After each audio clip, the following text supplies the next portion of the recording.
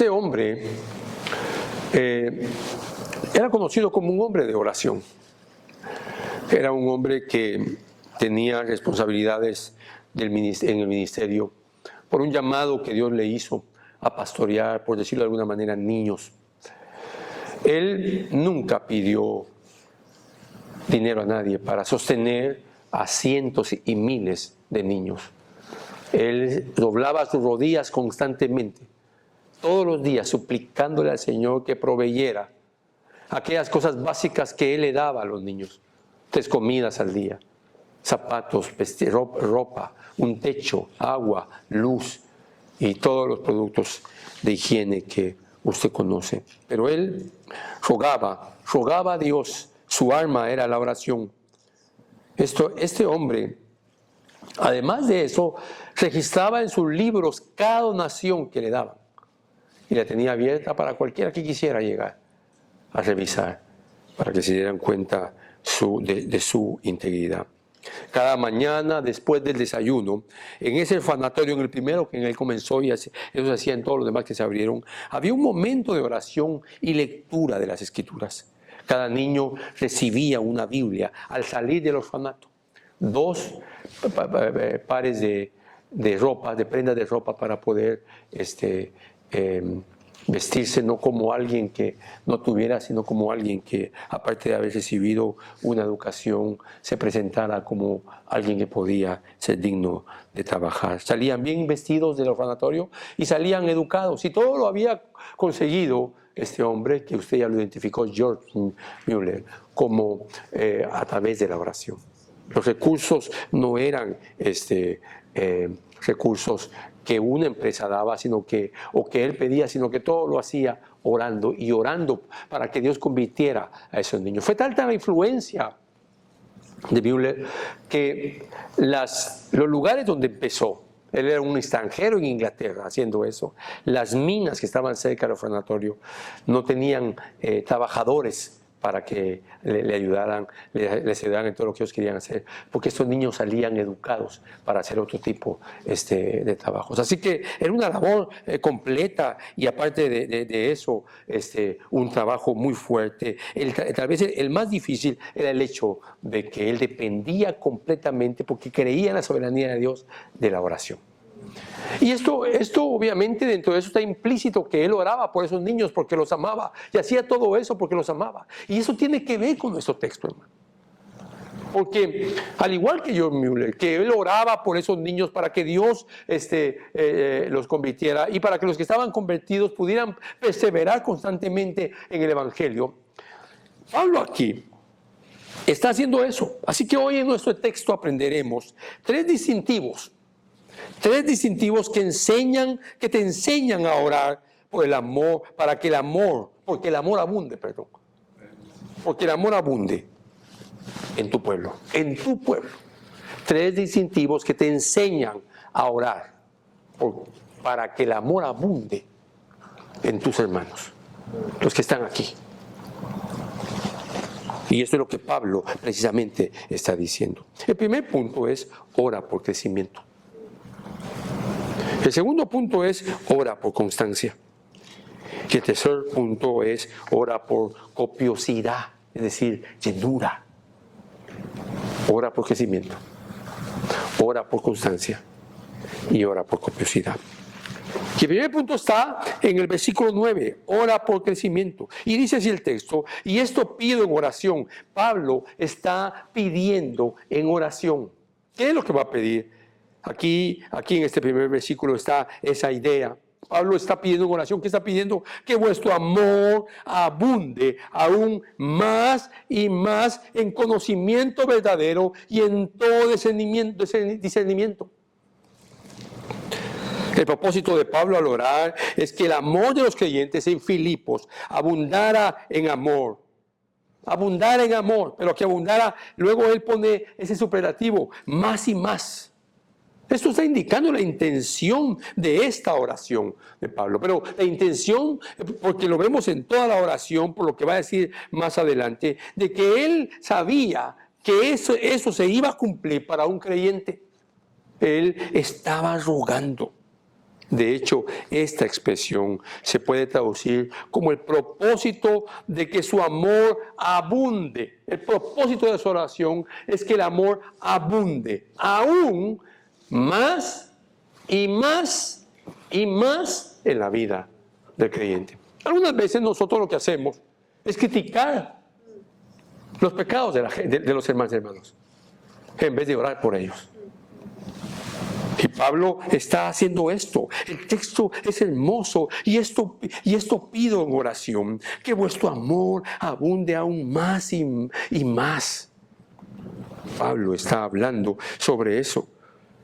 Al mismo tiempo, la frase aún más y más contiene la idea, y esto me encanta, hermano, contiene la idea de que abunde aún más grandemente. O sea, porque el amor de Dios en el corazón de un hombre ya es grande. Pero Pablo sabía que el amor iba a crecer y crecer. Por eso es que cuando él dice aún más y más, la idea es esta: aún más grandemente. Para eso, acompáñenme ahí adelantito, hermano, después de Colosenses. Va a encontrar Primera de Tesalonicenses, capítulo 3, versículo 12. Primera de Tesalonicenses, capítulo 3, versículo 12. 3:12. Se lo leo. Si quieren leemos desde el 11 para tener un poco más de contexto. Ahora pues, que el mismo Dios y Padre nuestro y Jesús nuestro Señor dirijan nuestro camino a ustedes. Escucha el 12. Que el Señor los haga crecer y abundar en amor unos para con otros, para con todos, como también nosotros lo hacemos para con ustedes. La necesidad de una iglesia, de que oremos unos con otros. ¿Para qué? Para que el amor crezca.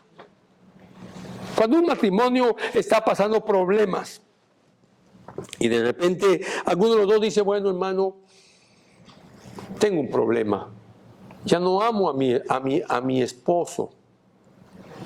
Bueno, esa hermanita, así entre comillas y subrayada, esa hermanita necesita entender algo. O es una inconversa, o no ha orado ella ni su iglesia por ella para que abunde más y más el amor. Porque aquí lo está haciendo Pablo. Yo no sé si para usted es una sorpresa, pero ¿hace cuánto tiempo que usted no ora por todos los que están aquí? Ah, no, esa es responsabilidad del pastor. ¿Quién dice? Sí, claro que es responsabilidad mía, claro, pero también es suya. Amén. Pablo no está diciendo que todos los pastores oren.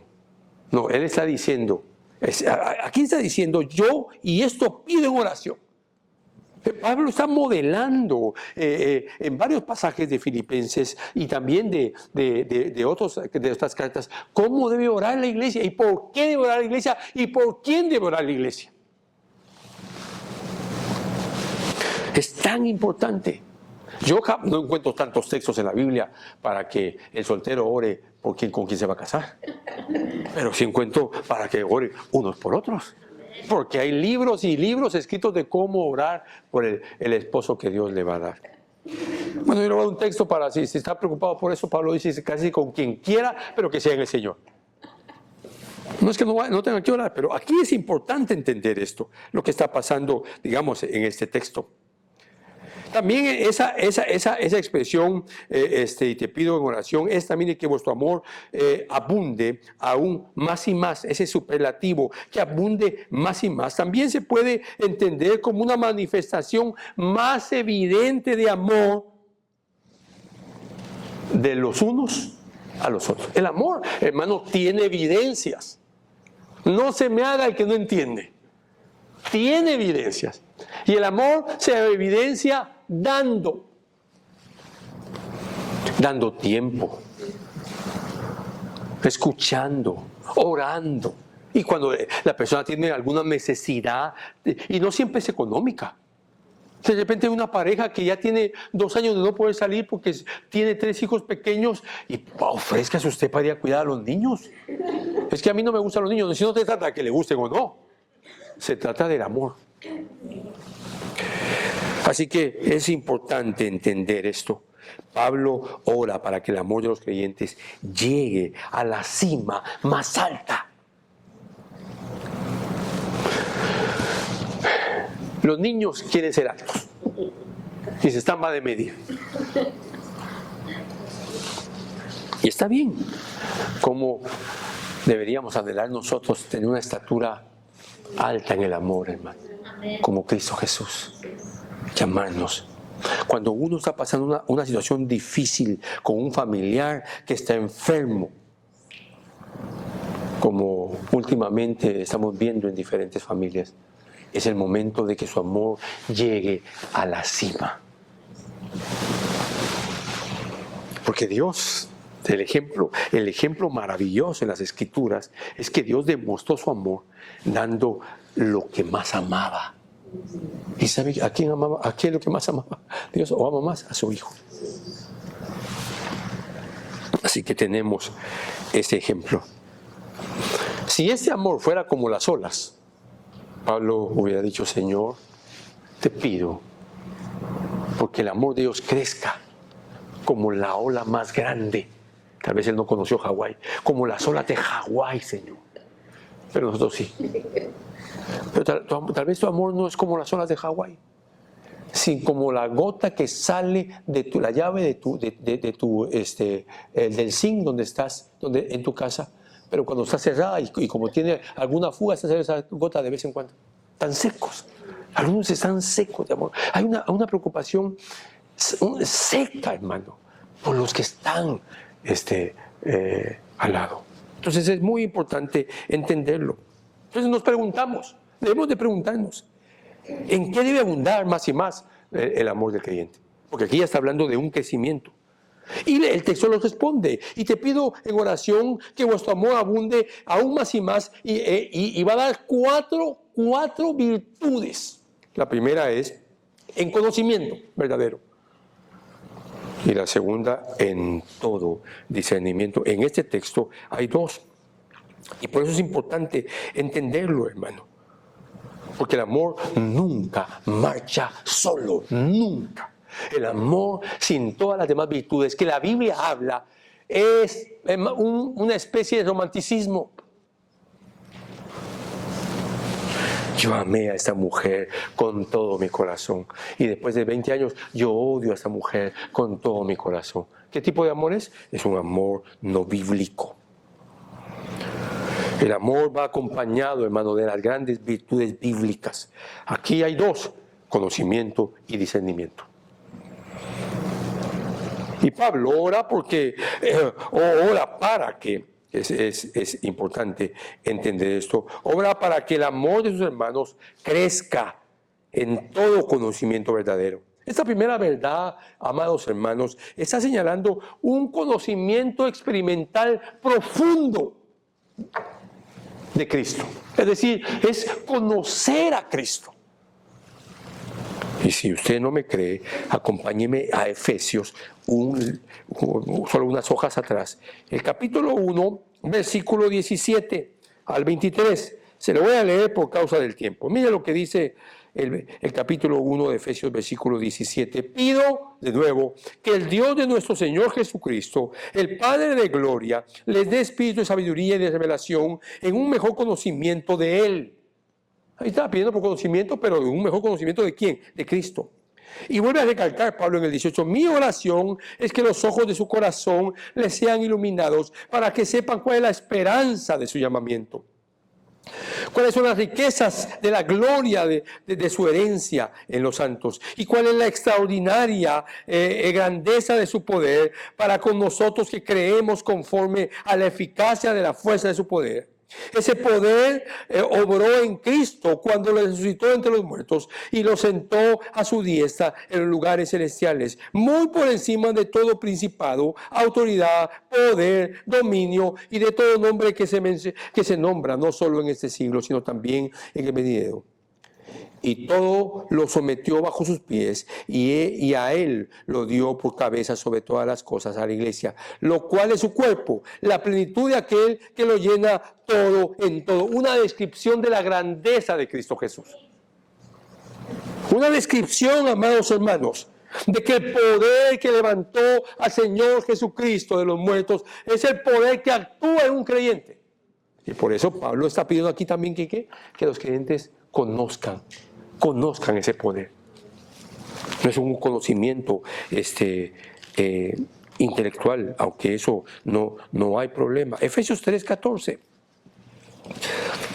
Mire lo que dice Efesios 3:14. Por esta causa, Pablo orando, hermano, si usted pensaba que Pablo no oraba, aquí está Pablo. Por esta causa, pues doblo mis rodillas ante el Padre de nuestro Señor Jesucristo, de quien recibe en nombre toda familia en el cielo y en la tierra. Le ruego que Él les conceda a ustedes, conforme a las riquezas de su gloria, el ser fortalecidos con poder por su Espíritu en el hombre interior. De manera que Cristo habite por la fe en sus corazones. También ruego que arraigados y cimentados en amor, escuche eso, ustedes sean capaces de comprender con todos los santos cuál es la anchura, la longitud, la altura, la profundidad, y de conocer el amor de Cristo, que sobrepasa el conocimiento, para que sean llenos hasta la medida de toda la plenitud de Dios. Es un amor experimental. Yo regreso al ejemplo, porque los ejemplos hablan más que las palabras. De nuevo regreso a esa pregunta retórica, o sea, es una pregunta que solo tiene una respuesta o no tiene respuesta. Pero esta solo tiene una respuesta. La hija pregunta a la mamá, la hija de 20 años, le falta un año para casarse, y le dice: mamá, dime, hija, le dice la mamá, ¿qué se siente tener hijos? Si la mamá es maestra de una high school, empieza a explicarle: bueno, pues mira, se siente eso, y la otra se va a quedar igual. Lo que sí sé, y lo que esa mamá sí sabe, es que el día que ella tenga su primer hijo, va a entender.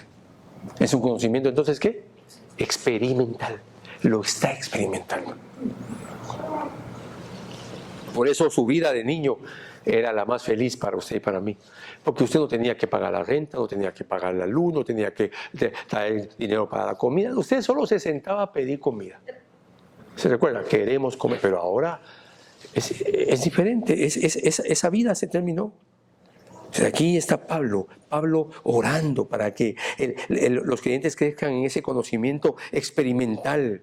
Estos dos versículos, amados hermanos, nos enseñan que el amor tiene necesidad de un conocimiento bíblico. No es cualquier cosa. Matthew Henry acertadamente dice esto. Esto es un conocimiento real, pleno, maduro y espiritual. De nuevo, este es un conocimiento real, pleno, maduro y espiritual. Pero el apóstol no solo ora por esa virtud, también el apóstol está orando por los filipenses para que ellos crezcan no solo en conocimiento, sino también en discernimiento. Recuérdense que este primer punto es: ora por crecimiento. Porque tus amados hermanos que están aquí crezcan en amor. No, pero ese hermano tan frío, ni siquiera lo saluda a uno. No estamos orando por él. No, es que esta hermana tan fría, solo clavos es. No estamos orando por él. No, que tengo problemas en el hogar, hermano. Mi esposo nunca me dice que me ama. Hay que orar por él, hermana, para que crezca en su amor.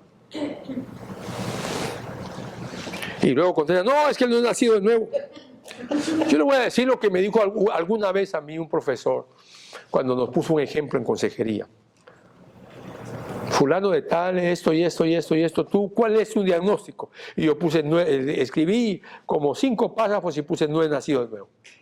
Subrayó esa parte, hermano, con amarillo, y me puso: ¿y acaso tú eres Dios para decir que no has nacido de nuevo? Después me lo encontré en expositores y le dije: gracias hermano. Gracias, porque le conté: tú eras el que se creía Dios. No, pues, perdón, no. Así que el apóstol está haciendo eso.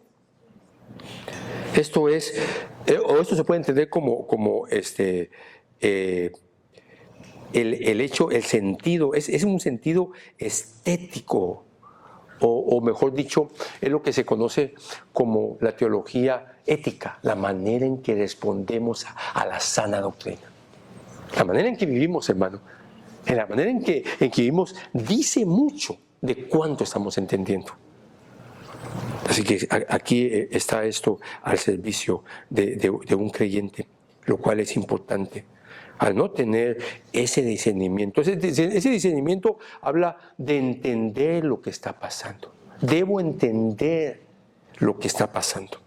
Ese entendimiento, hermano, a nosotros ese nos ayuda incluso a escoger aquellas cosas que parecen buenas y que son buenas, pero que no aportan a nuestra vida nada para la gloria de Dios. Entonces, no es solamente que hay que escoger lo bueno de lo malo, que es importante, vital. También hay cosas, puede que alguien quiera hacer un viaje misionero y eso no va a aportar nada para la gloria de Dios en su hogar y en la iglesia. Entonces hay que tener mucho cuidado con eso. Al no tener ese discernimiento, una persona puede desgastarse en empresas moralistas, en la cual incluso su cosmovisión puede ser una cosmovisión evangélica, con intenciones correctas, con mucha pasión, pero que podían hacer daño por no entender entre lo importante y lo pasajero. ¿Quieres ayudar a otros? ¿Cómo está tu casa?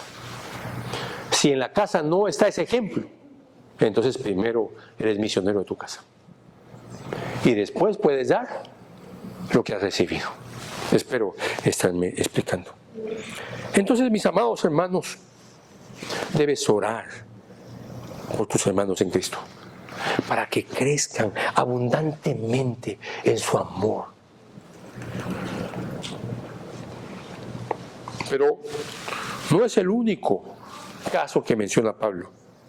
También está orando para un crecimiento en el amor constante, que se mantenga. Y esto nos lleva a nuestro segundo punto, el versículo 10. Y esto pido en oración. Siempre voy a mencionar esta primera oración, que es la clave de todo. Y esto pido en oración. Y todo lo que ya leímos. Y luego Pablo dice, a fin de que escojáis lo mejor, para que seáis puros e irreprensibles para el día de Cristo. ¿Qué es lo que ahora Pablo está pidiendo? Está orando para que los creyentes de Filipos puedan escoger, decidir sobre lo mejor. ¿De qué está hablando Pablo? Pablo está mostrando un propósito en su oración. Su oración no es solo, Señor, bendice al hermano, a la hermana fulana, bendícela. Pareciera que no tenemos entendimiento, conocimiento y discernimiento de cómo orar. Esta oración indica el propósito de por qué Pablo sigue orando, lo refuerza, porque ya mencionamos las primeras dos virtudes que él pide, conocimiento y discernimiento. Y ahora él está deseando que escojan lo mejor para ser puros e irreprensibles. Dos virtudes más, puros e irreprensibles. Y de esa manera, ¿qué sucede? El amor va creciendo. Es decir, el crecimiento, hermano, de su amor les da ese conocimiento y ese discernimiento para que puedan entender lo que deben escoger, lo que mejor deben escoger para su vida. Un padre o una madre con hijos pequeños deben estar. Esa es su iglesia. Esa es su iglesia. Sí, le he contado de aquella hermana.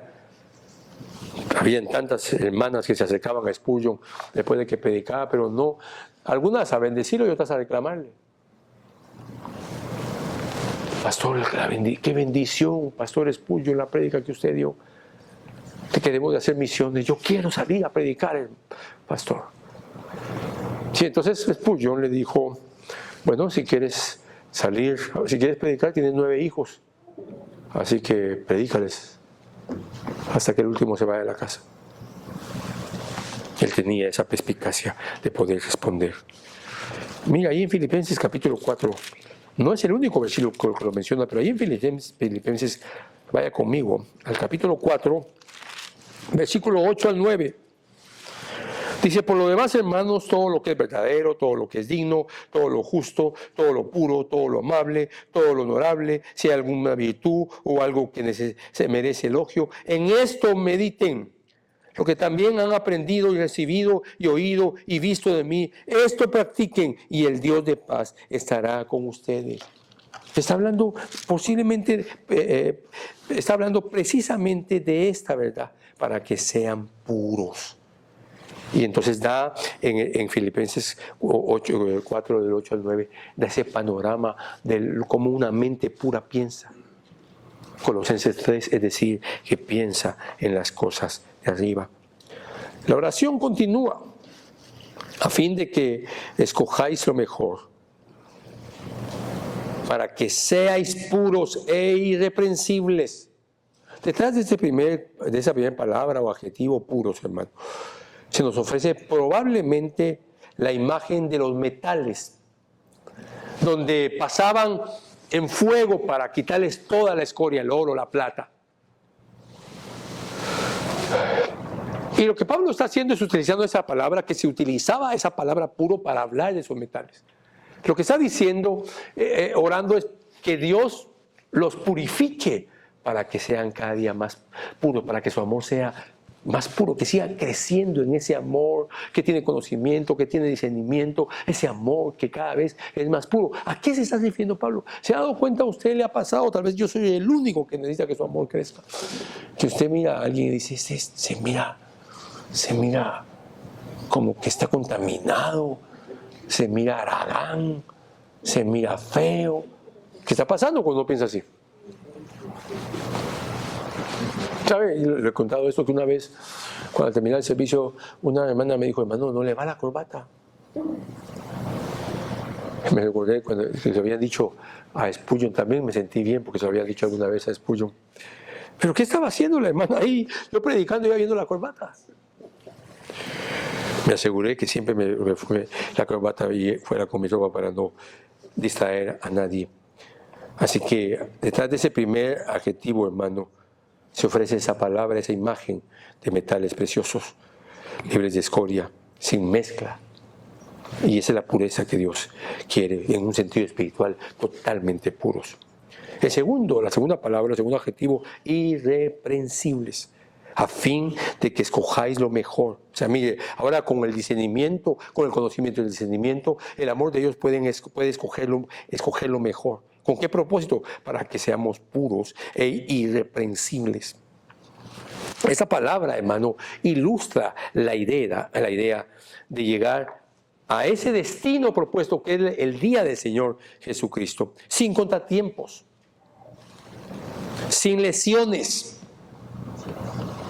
Mire qué hermoso, por los obstáculos que hay en el camino. Significa moralmente sin tacha, sin mancha. Eso es irreprensibles. Y es lo que precisamente está diciendo. Y Pablo no solamente lo decía. Para otros, acompáñenme a Hechos capítulo 24, por favor. Hechos 24.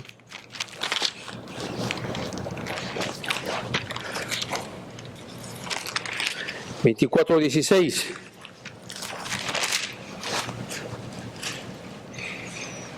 Se lo leo.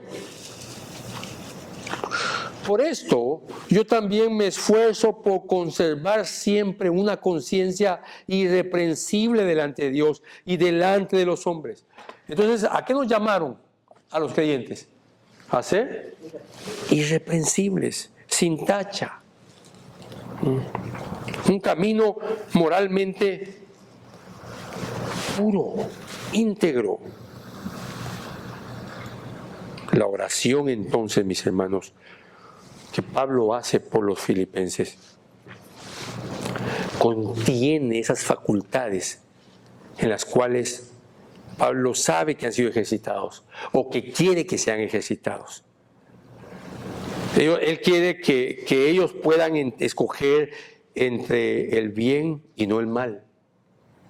Él quiere que ellos puedan escoger entre lo esencial y no lo vano, lo trivial. Esta capacidad de elegir los llevará ¿a qué? A ser puros. ¿Y qué más? Irreprensibles. Y luego dice, el amor crezca en conocimiento y toda capacidad para entenderlo mejor, con el propósito de que ellos puedan decidir sobre lo mejor. Y esto nos lleva, o me lleva, hermano, a hacerte una pregunta. ¿Lo estás haciendo? O tal vez cambiamos la pregunta. ¿Hace cuánto tiempo que no lo haces? ¿Hace cuánto tiempo que no oras por tu iglesia? No por el edificio. Las paredes no necesitan oración. Son los creyentes. De nuevo traigo a colación a George Mueller en sus últimos días, el día de su vida. Había logrado establecer, hermano, 5 edificios para albergar alrededor de 2,000 huérfanos, a quienes nunca les faltó el alimento desde el día en que comenzó a servirles. Para el día de su muerte, el fruto de su servicio había dado como resultado más de 122,000 niños que fueron a escuelas apoyadas por las ofrendas recibidas, sin que las pidiera. Todo esto se levantó o se llevó al ministerio de George Mueller por la oración. Todo esto estaba sometido a sus oraciones constantes y sometidos y sostenidos por su amor a los niños que atendía. Esto te ilustra la importancia de esa fuerza de un verdadero amor de estar orando por los hermanos. ¿Alguna vez has oído esta frase que la gente dice, dice, es que no cambia? Cuando actuamos así, hermano, somos despreciables, nos creemos Dios, nosotros tampoco podemos cambiar. Si hemos cambiado es por la obra de Dios, y Dios hace esa obra a su tiempo. Por lo tanto, el amor debe ser ese elemento que nos mantiene a nosotros con los pies en el suelo. Yo estoy así porque Dios me amó, no porque me lo merezco. Y decir, Señor, si esta persona no es así, no es porque yo soy mejor que ella. Me encanta las palabras de la esposa de Paul Washer cuando cuenta su testimonio. Cuando en una predicación en que Paul Washer, en un lugar, creo que fue en Austin o San Antonio, que ella cuando termina de predicar, ella se da cuenta que ella no era nacida de nuevo.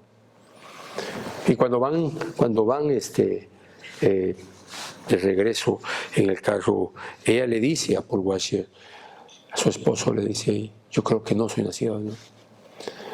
Y él cuenta que él hizo unas preguntas a ella. Y después de que ella le respondió, le dijo, sí, tú no eres nacida de nuevo. Ella cuenta que meses después, ella estaba escuchando otra campaña, estaba en otro lugar donde él estaba predicando. Y en eso ella estaba hasta atrás y en eso entraban unas mujeres que se dedicaban a la prostitución. Y cuando ella las vio, ella dijo, Señor, yo no soy mejor que ellas. Y el arrepentimiento desbordó su corazón. Y ella, en ese día, por la misericordia de Dios, nació de nuevo. Pero por años creyó que lo era. No debes caminar, hermano. Tú no debes caminar en tu peregrinaje por esa tierra, olvidándote que tienes un pueblo por el cual debes orar, para que Dios los haga crecer en un amor, el cual abunde grandemente en conocimiento, en discernimiento, para que puedan escoger lo mejor, para que sean puros e irreprensibles para el día de Cristo Jesús. Seremos demandados por eso. En el tribunal de Cristo, Jesús va a sacar a luz aquellas cosas que nosotros llevábamos escondidas. Así que no te olvides de orar por ellos, de suplicar a Dios para que tus hermanos escojan cada día lo correcto para vivir puros e irreprensibles. No olvides que el apóstol Pablo, o ten presente que el apóstol Pablo aún no ha terminado. Ya nos ha hablado de 4 virtudes. Por eso hemos mencionado, explicado en su primer punto, ora por crecimiento, ora por constancia, para que se mantengan constantemente en su vida ellos, los creyentes. Y ahora Pablo está pidiendo para que crezcan abundantemente y también pide para que ese crecimiento produzca fruto de justicia. Y esto nos lleva a nuestro último punto, en el versículo 11, yo te lo leo. Y esto pido en oración. De nuevo, la misma palabra con la que comencé, solo que ahora agrego el versículo 11. Ese te pido en oración está en el 9. Y lo he usado para el 9, el 10 y ahora el 11. Ahora pido en oración, o esto pido en oración, llenos del fruto de justicia, que es por medio de Jesucristo para la gloria de su alabanza. Entonces ahora Pablo incluye algo más. Y él está pidiendo que estos hermanos de Filipos, a los que él quiere que crezcan en amor, también estén llenos del fruto. La primera petición de Pablo proporciona un contexto del cual podía surgir tal carácter, este carácter, de estar llenos del fruto de justicia. En la primera que hablamos, en el primer punto, el ambiente o la petición es conocimiento. Un ambiente de conocimiento. Y moralidad, es decir, un carácter que produce un amor que sabe discernir. ¿Por qué? Porque no escoge lo malo, escoge lo bueno. Cuando tú estás en tu hogar y de repente tú sientes que tu esposo te está hablando muy fuerte, tú escoges pelear, la guerra o la paz. Cuando tú estás frente a un televisor y miras que una pareja empieza a besarse, tú decides escoger la pureza o la inmoralidad. ¿Para qué te quedas viendo eso? Hoy se ha perdido todas esas barreras que con las páginas sociales se están besando. Por favor, yo no quiero que nadie vea cuando beso a mi esposa. No estamos publicando eso, no lo vamos a publicar. Ustedes no se han de besar. No me importa que piensen eso. Eso no es nuestra privacidad. Es algo íntimo. Y si es una privacidad y lo meto en las páginas sociales, deja de ser privado, ¿verdad? Y soy un instrumento de contaminación. O aquellos que se hincan para besar el estómago de su esposa porque está embarazada. Está bien, háganlo. Pero ¿por qué lo tienen que publicar? Entonces ya no es un acto de amor, sino que de querer recibir halagos. Un esposo como ese quisiera tener yo, hasta pleitos puede provocar. Ora por el crecimiento de tu pueblo. Ora por de constancia que se mantengan por tus hermanos. Y el último punto es ora por copiosidad. Esa palabra copiosidad, hermanos, solo la pongo con la misma letra para que se te quede, pero esa palabra copiosidad habla de estar lleno, está copioso, está lleno. Esto pide una oración lleno de fruto de justicia. Así que eso lo hemos ya empezado a hablar. En esta petición, el fruto de justicia produce un carácter completo. Es el fruto de un hombre que ha nacido de nuevo. La frase fruto de justicia significa el resultado de la actividad justa como cristiano. Significa el resultado de una vida transformada por el poder del Evangelio. Significa un hombre y una mujer que por haber nacido de nuevo pueden amar, pueden vivir en humildad, pueden ser santos, pueden tener gozo, pueden tener mansedumbre, pueden ser pacientes y todo eso que implica no los 9 frutos, porque son más de 9 solo en Gálatas. Por ejemplo, hay textos en la Biblia que hablan sobre esto y que se ajustan a lo que Pablo está diciendo. Una de ellas es Oseas capítulo 10, versículo 12. No lo voy a leer por el tiempo porque ya me queda poco tiempo, unos cuantos minutos. Y el cuarto elemento esencial para crecer en la piedad, hermano, o creo que es el quinto, es ese carácter, las buenas obras. Ese carácter del fruto del Espíritu, a las que Pablo se refiere aquí como frutos de justicia. La progresión es continua, es decir, constantemente. El amor divino produce excelencia espiritual, que a su vez produce integridad. Y esto nos lleva ¿a qué? A las buenas obras. Las buenas obras no están en conflicto. Quienes están en conflicto son los hombres, que dicen los católicos que es fe más buenas obras, o las buenas obras que se tienen que hacer para ser salvos. O como el mundo evangélico carismático hoy, que dice que el 50% de la salvación lo hace uno y el otro 50% lo hace Dios. No estamos hablando de esas obras, estamos hablando de las obras que fluyen naturalmente de un nacido de nuevo. Esto es muy fácil de ilustrarlo. ¿Qué produce? ¿Qué tipo de seres producen los pescados? Pescados, ¿hay fruto? ¿Qué tipo de seres, de estirpe producen los delfines? Delfines. Así que un creyente va a replicar el carácter de Cristo. Incluso el texto, hermano, que estamos leyendo, Pablo dice, y te lo leo de nuevo, el 11, llenos, me encanta esa palabra, llenos del fruto de justicia. Se refiere a algo que sucedió en el pasado, pero continúa. Estamos llenos porque estamos dando más fruto, creciendo en otros frutos. Filipenses 2, cuando lleguemos a él, miramos uno de los grandes frutos del Señor Jesucristo, su humildad. Y esto es lo que Pablo está enfatizando. Llenos de fruto de justicia. Esto alude a un estado de madurez, gracias a la obra de Dios. Es una condición en la cual nosotros ahora tenemos una condición de justicia basada en el amor.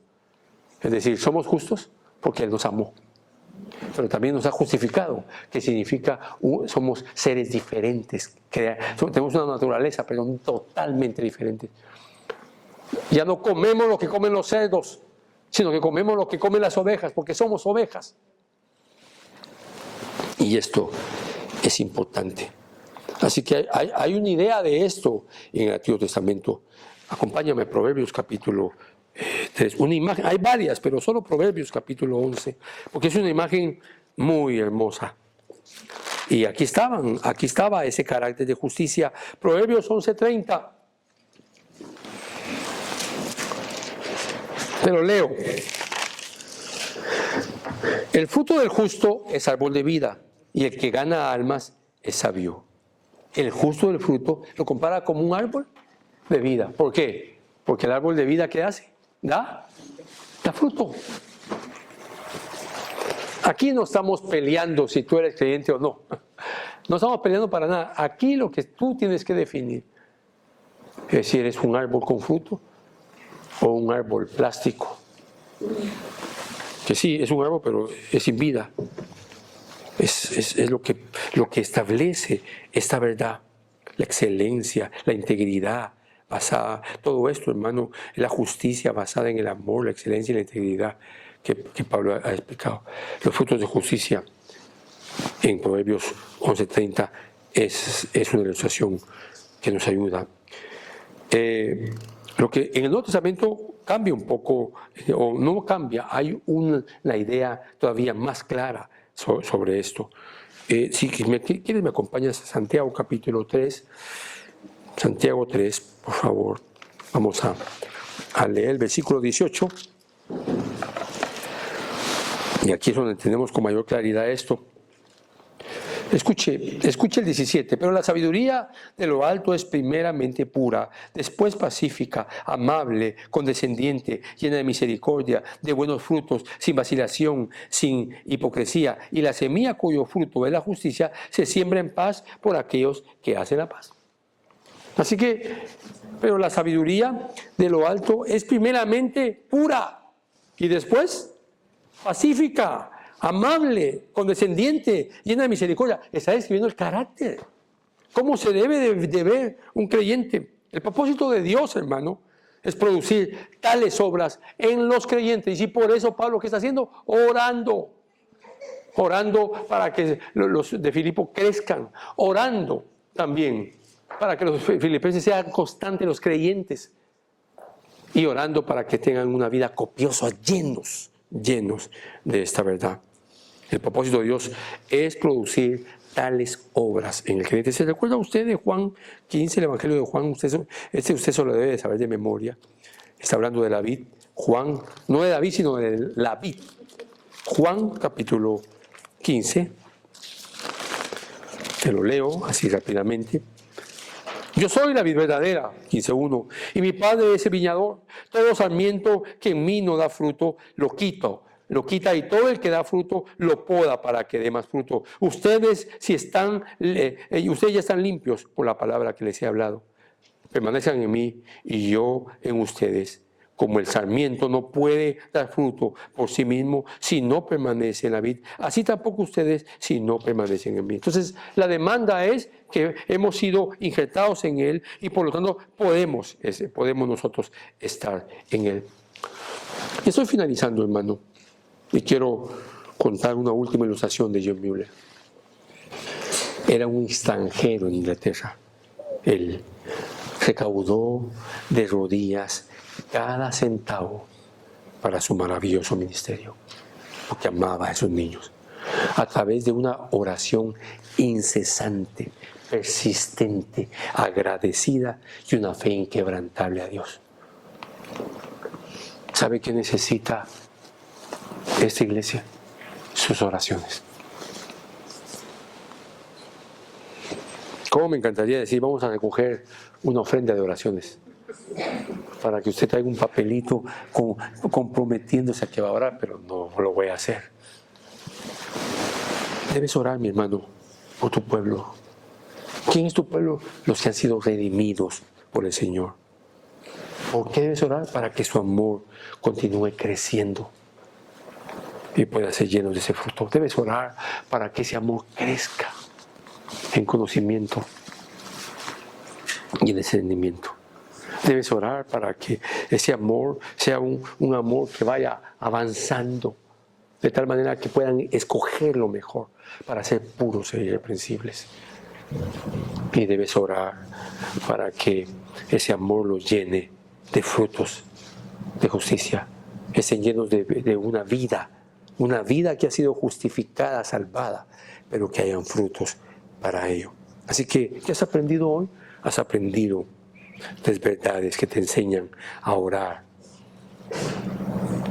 para que el amor abunde, el amor de tu pueblo abunde. Ora por su crecimiento, ora por su constancia y ora por su copiosidad. Y termino con este texto de Lucas capítulo 23-34, una oración que nos arrodilla, hermano. Jesús en la cruz oró así y Jesús decía: Padre, perdónalos, porque no saben lo que hacen. Y en contraste, mientras que él hacía eso, en contraste, mire lo que hace Lucas. Y echaron suertes, esparciéndose entre sí sus vestidos. Mientras lo flagelaban, mientras lo humillaban, mientras lo señalaban, mientras se burlaban de él, él mostró la grandeza de su amor. Padre, perdónalos, porque no saben lo que hacen. Debemos aprender a vivir de rodillas. Oremos al Señor.